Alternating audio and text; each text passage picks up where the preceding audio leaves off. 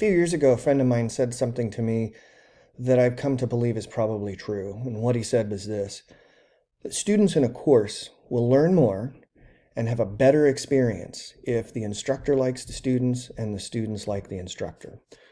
Now, that's not to say that you can't learn something from someone you don't like, and it's certainly not to say that just because you like someone, you're going to learn something from them. Both of those propositions are clearly not necessarily true. But it does seem to ring true to me that you're going to have an easier time taking risks, asking questions, trusting someone with new information if you're not at the same time contending with some dislike that you have for the person. So what I wanted to do here was just kind of give you a little bit of a heads up for how I roll so that you can determine if I'm not the kind of person you're going to dig. Because if I'm not the kind of person you're going to dig, then you probably want to think about how we might be able to either help you contend with that or find other options that are going to help you make sure that you have the best learning experience you can this semester. So one of the things that I think is important to know about me is that I really value intellectual humility and curiosity. And what I mean by that is this, is that at 52 years old, I'm less certain about everything than I was when I was 20 years old or 25 years old. When I was 18, 20, 25, I was pretty sure I had it all figured out. And then I just had to take the steps to keep gathering information that reinforced what I already had figured out. And I've learned that that's a really stupid way to live for a variety of reasons. One, it's boring. Two, it's just so clear that I didn't have it figured out. Thank goodness.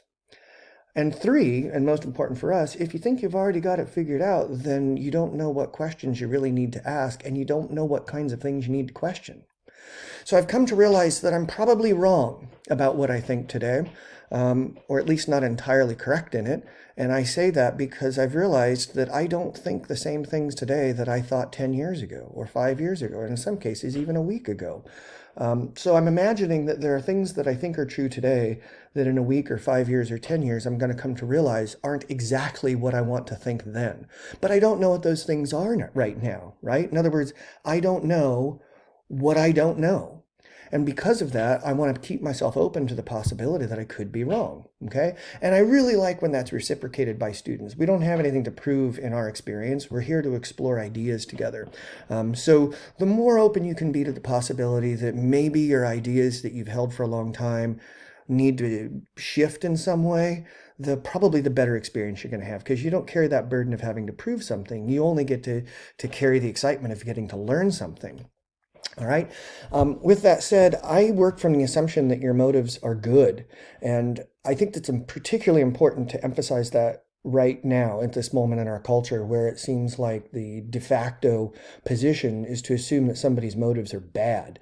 That when somebody says something or even asks a question about something, it's an indication that they must be some ist-phobe, anti-something. And it can get really ugly really fast. My intentions here are good. I want to help you learn things and develop skills that are valuable to you in your life. That's pretty much it for my motivations. And I hope that your motivations when you come to this table are you want to learn new things and try out new ideas and sometimes be wrong. That's the very worst thing that could happen in our course. But I'm going to work from the assumption that your motives are good ones. And I'm also going to dispel with this notion that there are no dumb questions. There are. I can say that authoritatively because I ask them all the time. And there's nothing wrong with dumb questions if you really want to know the answer to them. So I'm telling you this because I don't want you to ever be afraid of asking questions. You're not going to offend me by asking questions that you really want to know the answer to. And I don't think there are any questions that are off the table. All right. So don't be hesitant to ask questions, even if you think they're dumb ones. And even if they are, that's still okay. Now, this is an important point that I think you need to know about me because I don't want you to be getting triggered all semester. I believe students are anti-fragile. And here's what I mean by that. If you think about like a wine glass, it's fragile. It doesn't bend. You drop it and it breaks apart. If you think about a plastic cup, though, that's not fragile, right? You could drop that and probably nothing is going to happen to it. Antifragile means this. Antifragile means not that it's not fragile, but that it's something that needs to be stressed in order to be as strong and good as it can be. So think about your immune system or your bones, right?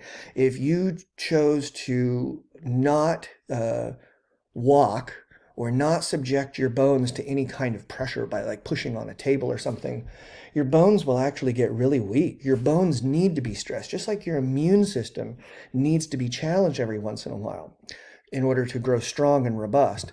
And I think the same thing about us psychologically. I think that we need to be intellectually challenged. We need to be made uncomfortable sometimes.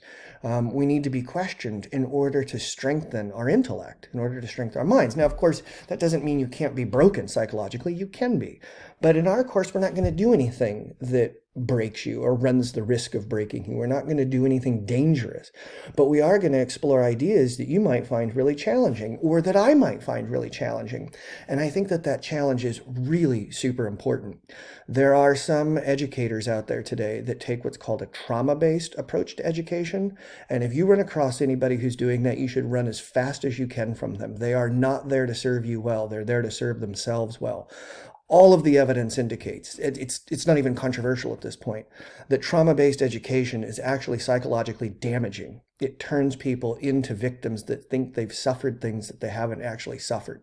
So the better approach, the one that all of the evidence is behind from a variety of sources, is that an anti-fragile approach to education where we enter into intellectual challenges, trusting each other, is by far the best for us psychologically and intellectually. So that's going to be how I roll. The last thing I want you to know about me, well, it's not the last, it's the second to the last. I believe you have agency, okay? And all I mean by that is this. I think you can make your own choices.